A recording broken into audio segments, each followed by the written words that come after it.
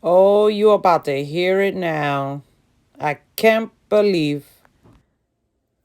Don't get mad at me. I'm gonna start ranting right now, right? Let me. I just finished like my third cup of tea, and I am trying trying my best to gather my senses here, right? I'm the type of person that I'm willing to help you out. I'm willing to take off the shirt off my back to assist you, what have you, right? During the whole morning hours, I was out on the treadmill in the other room, exercising, making phone calls, working, just to bring down the anxiety level. I don't suffer from anxiety, but the fact that, this new administration and people proclaiming peace and security or what have you, these were things that were taught to me as a little girl. Saying that when people cry for peace and security, then that's when the Great Tribulation will start. And, I was nervous. I'm like, okay, are we going to see the Great Tribulation start today? Are we going to, get attacked? Or, what's going to happen, right? So along with millions and millions of other Americans, I'm neutral. Okay. I don't vote. I don't participate in any government bodies or anything like that, or political views or anything like that. Sometimes I want to comment on them, but I choose to stay quiet because I know that human governments are not going to bring peace and security, to mankind. But I was trying to work out and trying to be as calm as possible for the phone calls that I needed to make and the information that I had to, put into my data system. And then I receive a call from an interviewer, right? And and what I'm about to say, a lot of people are not going to agree on. I love working in mental health. I love assisting people in crisis. I don't know, it's just something that I've always loved to do. I've been doing it for so long on a part-time level. And I don't have a degree in that. I have a degree in business management. I had a nursing degree. Um I've had certifications, I've had licenses, but I never got a bachelor's or a master's in mental health. Everything that I've learned has been hands-on in the field, working with people directly, remotely. And this interviewer called me, and while I am looking for a full-time job with benefits, this interviewer called me, and I was upset because, although I was dressed for the part, but he called me and did a group interview, and people are over here putting their best. I got a degree in this, I got a degree in that, blah, blah, right? And after everything was said and done, you done wasted 47 minutes of my day when I could have made probably another 100 phone calls, right? To tell people that they tested positive, right? And that they need to quarantine. After everything was said and done, this crisis management company is hiring people to help other people for $12 an hour. Keep in mind, it's overnight hours. It is very mentally exhausting, emotionally exhausting.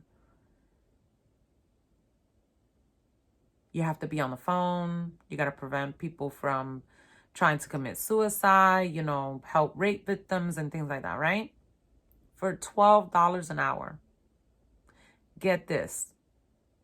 You have to be working on your master's degree in psychology or have a psychology degree in order for you to get those $12 an hour. I don't have anything against anyone making minimum wage. I don't have anything against someone trying to find a job and trying to stay resourceful and, encouraged to work or what have you.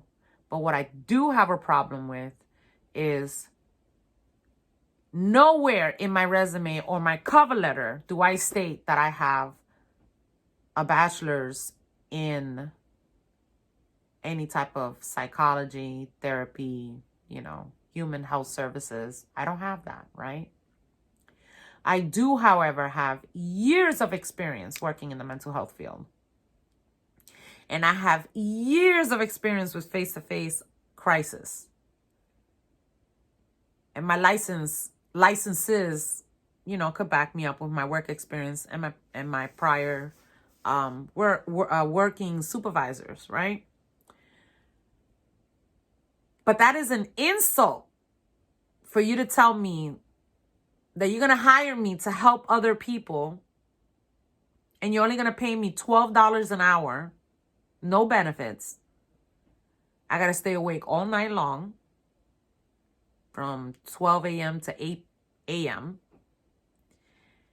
and take phone calls, put in information or whatever. Now, granted, I understand that it's working from the comforts of your home, you're teleworking or what have you.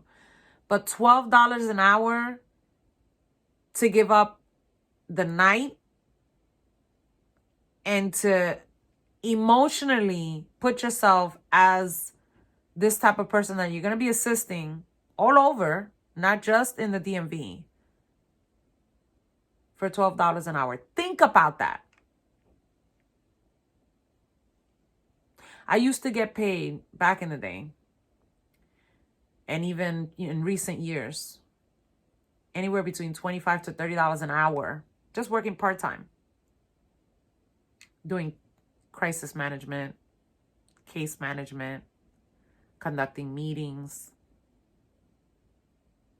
paperwork, data entry. So for you to offer me $12 an hour with my years of experience is a straight up insult. Do employers even read resumes anymore? I mean, I had my sister from another mother do my resume. And it was fabulous. I have a resume both for fitness and I have a resume both for contact tracer, crisis management, mental health, right? And they're hell resumes, one page, straight to the point, or what have you.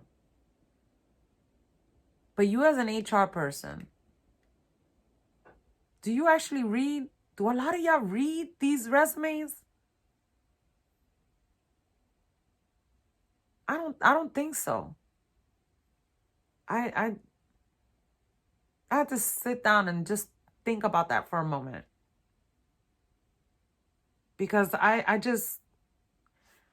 I'm sorry. It's an insult. And I'm not gonna sit here and put my mental health at risk, because working with mental health, working in the health field, period, as many of you can attest, know that it is emotionally draining.